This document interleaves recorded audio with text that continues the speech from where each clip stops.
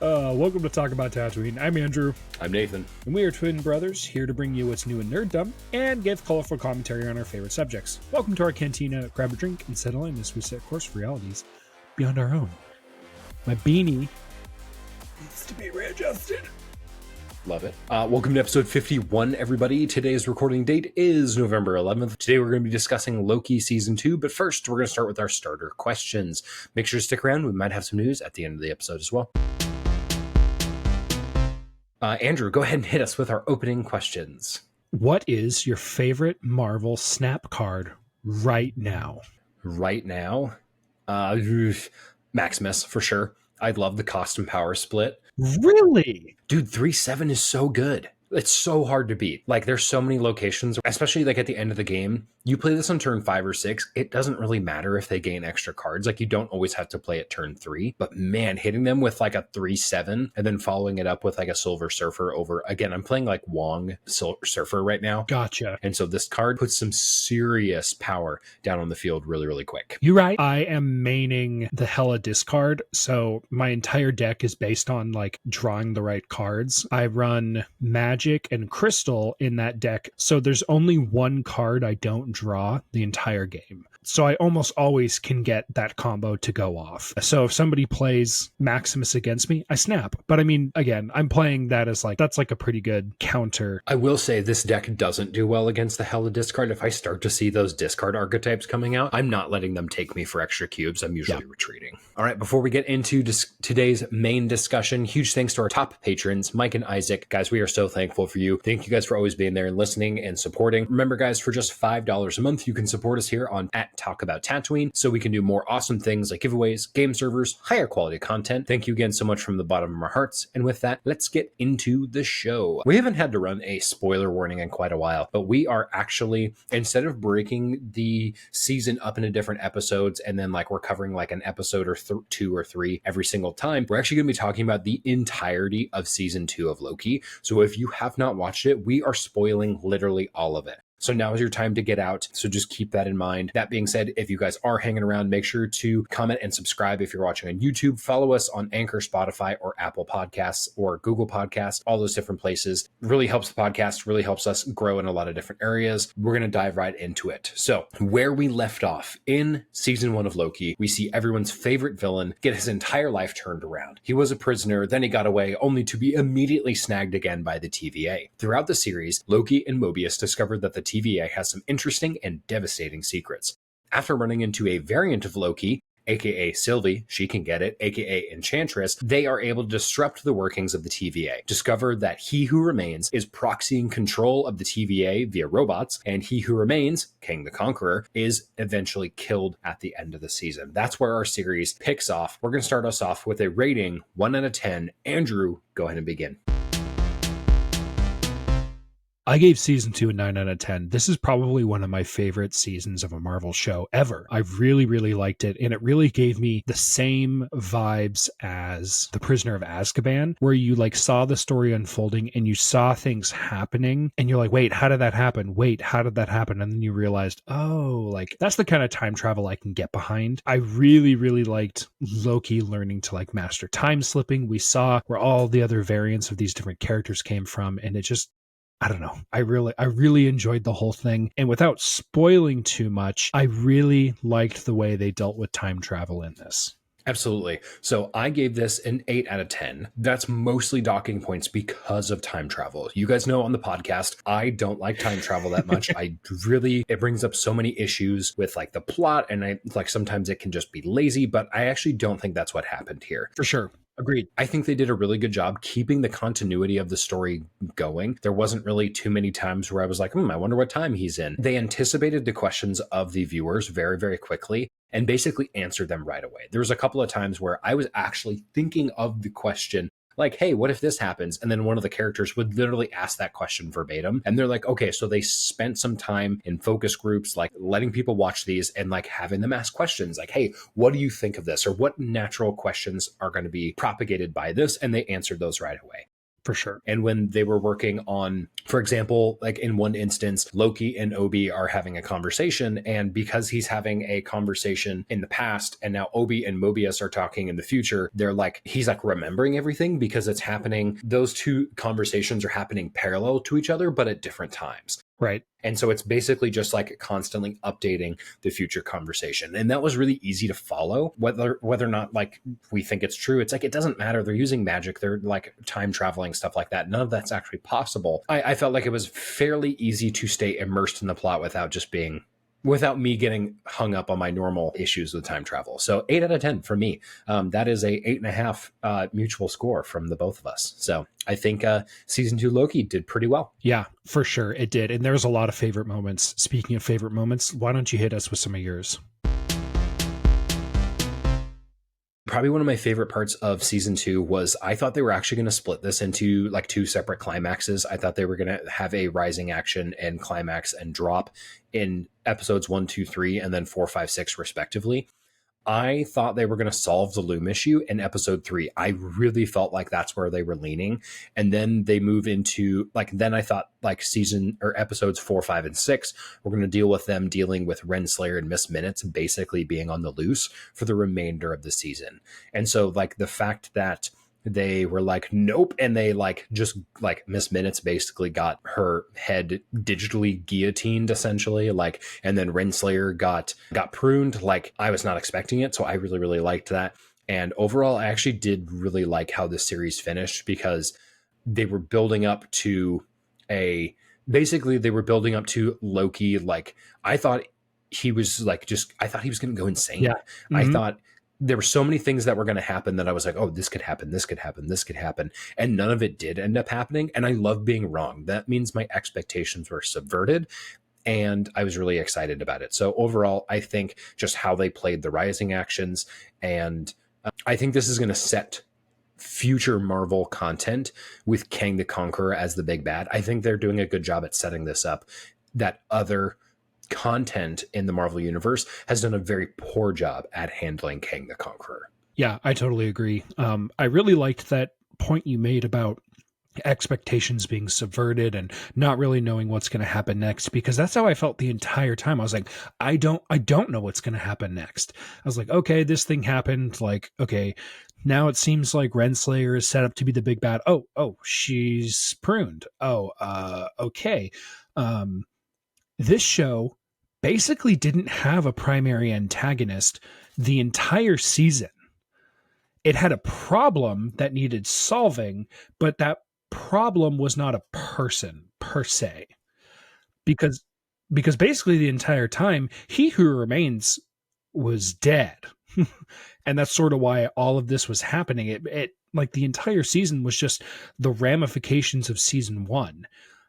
Which is a total departure from the formula of Marvel shows and movies. So I really enjoyed it. I think they crushed it. Even towards the end, especially the last episode. The last episode was super fast paced, but it was pretty long. I don't actually remember the runtime. Oh, hi, Barney. He's like, Dad, pay attention to me. First, I thought Loki was going to just snap and kill Sylvie, but he couldn't do it. And that was the easy resolution of the problem to begin with, is for Loki to basically switch sides, keep He Who Remains alive, but he didn't want to do that. He didn't want to compromise and have to kill Sylvie because he loves Sylvie. So he found a new solution.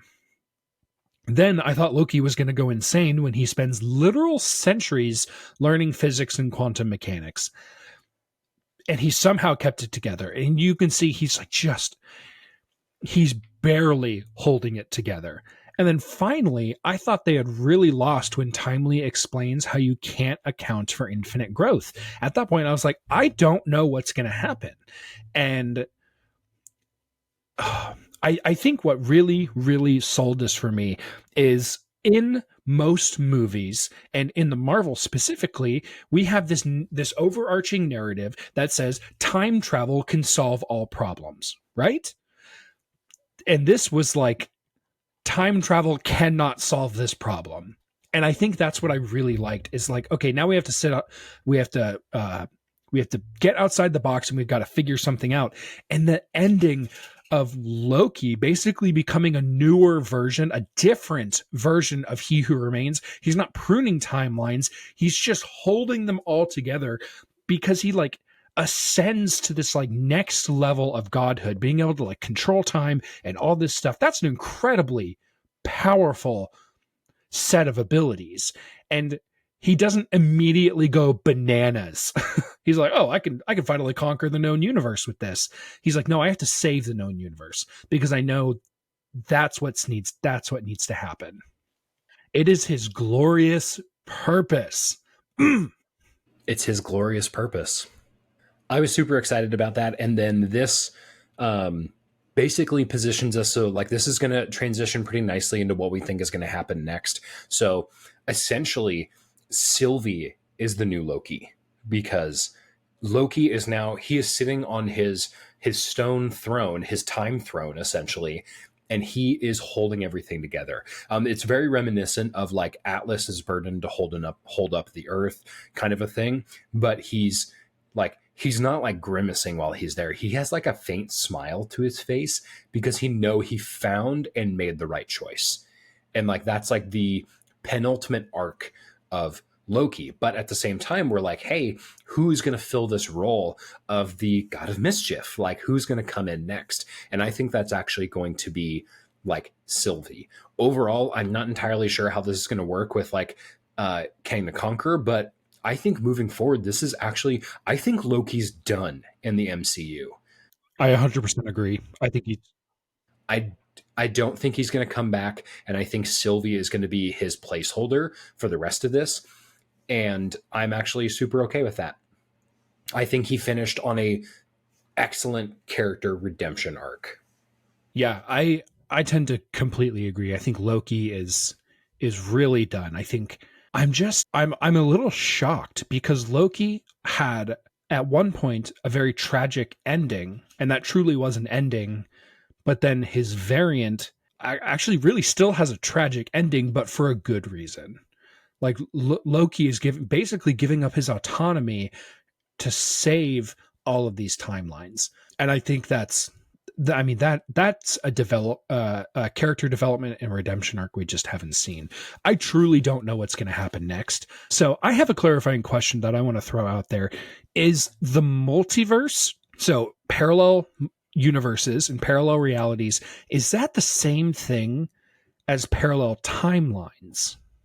So I'm not entirely sure, but I think the each timeline is a different multiverse because they're happening with like there's the sacred timeline, which is essentially what Earth 616 is. That the primary Earth? Yeah. So your timeline 616, I'm assuming, is the sacred timeline, and everything else is a branch off of it. And so like it kind of brings into scale how bad this all is, because every time they're pruning a timeline, it's like they're not pruning like one world, they're pruning an entire universe. So that's pretty wild. That's really interesting. Okay. Don't say anything too important. My headset just died. To answer your question, I'm not really sure what's really going on with that. I'm sure somebody will explain it in some YouTube video that somebody has a lot more brains than I do. Yeah, there's definitely some smart people out there. Let's talk about lore from this episode, Nathan. So I don't have too many like new pieces. I have like questions about new lore more than like actual, because you have a really good point that I wanted to cover, but I'm going to let you cover it. Is Loki the god of time now? Yes. Yes.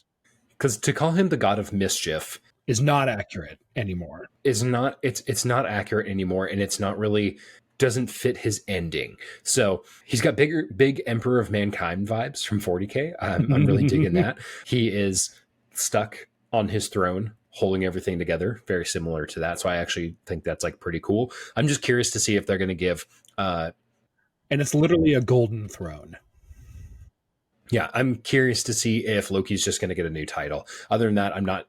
I'm really excited about you talking about your piece of lore. So go ahead and hit us. So one of the things I immediately noticed, and I had to Google this, but I was like, I'm pretty sure this is a thing, is we saw that Loki, when he grabs the timelines and holds them together, the timelines go from being a horizontal stream into a vertical tree. Like it looks like a tree. And I'm like, I'm pretty sure there's something in Norse mythology about there being like a tree of life. So I just Googled Norse tree of life, and this is what came up. There's actually this tree called the Yggdrasil, which is an immense and central sacred tree in Norse cosmology. Around it exists all else, including the 9 realms. I got that from Wikipedia. And what we're seeing is that essentially Loki has created the tree of life from what was a funnel of death. I loved that imagery because once he started bringing them together, I was like, is Loki creating Yggdrasil? Which I thought was amazing because, for example, in Thor, he's actually describing Yggdrasil to Jane Foster. Oh, yeah. When he's saying like, hey, here, he's like drawing it out and he says, basically, he's like, where I come from, magic and science are the same thing. And he's drawing out the tree and like all the 9 realms. And now there's a more like cosmic version of this where it's like there's Yggdrasil in each realm, but now there's one holding all of the multiverses together. And so you can kind of think of and they refer to branches of time. And so you have now branches of the tree. And I'm like, it totally makes sense. It's a really, really cool piece of imagery. Yeah. I think it's amazing. Yeah. Coming up next, we're going to talk about just our least favorite parts, if we have any. Andrew, go ahead and just tell us, like, just give us any grievances you had or anything like that. Yeah, go ahead and hit us. It's hard to call this a grievance, but it's really tragic that this is the last we'll probably see of Loki. And that's not even really a dig against the show. It's just this character that we love. Like, Tom Hiddleston is amazing. And he's had one of the best endings of a character I think we've ever seen, maybe since Iron Man. For this to happen to a character that's not quote unquote a hero is just phenomenal. I think one of the things I don't like about this is like, where does this leave Kang's story? Because like Quantumania didn't really resolve what was happening with Kang. Actually, Quantumania made the Kang arc more difficult to understand because he so like handily defeated Kang that you're like, wait, his name is in one of the next Avengers movie. How can he lose? Like, I just don't and again, this isn't an issue with Loki as a show. It's an issue with the overall narrative of where the MCU is at right now. And it's just, I don't know what's happening. I would have to agree, really, because Quantumania was probably one of the worst Marvel movies we've gotten. I liked it less than Thor: The Dark World. Owie, get the burn cream. It's just a bad movie. Kang the Conqueror, like, so season 1 of Loki happened, and then season 1 of Loki, then Quantumania, then season 2 of Loki. So Quantumania sandwiched in the middle of those, and they're basically dealing with a variant of Kang. Correct. And the variant of Kang just gets his butt kicked. But now, because Loki is holding everything together, I'm interested to see where Kang is, because Kang's no longer at the end of the line because the line doesn't exist, right? The timeline that was horizontal is now vertical and spread out because there's an infinite possibilities. And so I'm wondering, like, this is going to open up. I'm thinking that this is going to open up the way for Kang to really step in, because now he's like, hey, there's actually like an infinite number of worlds for me to conquer. I'm going to start conquering. So that's kind of where I think Kang is going to step back in. Sure. Yeah. And you're going to have basically Ant-Man be like, I think I fought you before, except he's going to be like, well, you probably fought one of my stupid variants. And he's going to put the whooping down. Well, and we see that at the end of Ant-Man, that the Council of Kangs, where there's that giant grouping of Kang variants, is absolutely a thing. And I'm wondering if Victor Timely's Kang variant is actually going to be kind of the one to like go and like gather them up, so to speak. As far as Ant-Man Quantumania, that story doesn't matter. You could take that out. No, the MCU could have existed without it entirely. Like, if we ignore Quantumania entirely, nothing will have changed. And maybe you basically just needed to put into the fact that, like, hey, some of the people got out of the quantum realm. yeah, but like we knew that was possible already. Huge waste of time. Way to go, Marvel. But Loki 2 definitely making up for this. To finish us out, just because this is going to be a little bit of a shorter episode because we are deciding to put this all together instead of breaking this out across 6 weeks, is I think my least favorite part was I didn't like how little Sylvie was involved in this season. A lot less screen time. Yeah, a lot less screen time, like not as much character development, because I'm kind of there. I feel like they're kind of setting her up to be in the next like Loki role. Like I think she's actually going to probably join up with the Avengers somehow. They didn't give her enough character development. She's relatively minor. She's kind of just bitter the whole time. Like she's like really grumpy the whole time because she killed Kang. She got what she wanted, but now like her choice is the entire reason this season is a thing. Like this whole season is like her fault. They do a good job of not just pointing the finger at her though. They do, but I wanted to like maybe have her see some like remorse or like some character building. I think it was kind of a missed opportunity, but that was really my only thing other than, just general time travel. Because she's really clouded by revenge and vengeance. That's all she sees. That's all she cares about. And I mean, we saw that as like Loki tries to like talk her down in the last moments. And she's like, nope, stab, stab, stab, stab, stab. A lot of stabbing. A lot of stabbing. All right, guys. Thank you guys all so much for watching. Today's a little bit shorter one because, again, we're trying to condense this so we can actually get into a lot of other topics as well. Make sure you guys leave us some theories in the comments. Like, where do you guys think the MCU is going to go? What do you think is going to happen next? Did you guys like Loki? Did you not like Loki? Let us know. Make sure you guys are commenting on Twitter, Instagram, Facebook. We don't do Facebook. We do Threads, Instagram, TikTok, especially on YouTube as well. That actually drives a ton of engagement to the channel. So please make sure you guys are doing that. That would be super helpful. Make sure to like and subscribe this video so that the algorithmic overlords will slice this video into the feeds of other like-minded folks. And until next time, for all time, have a fantastic day, everybody.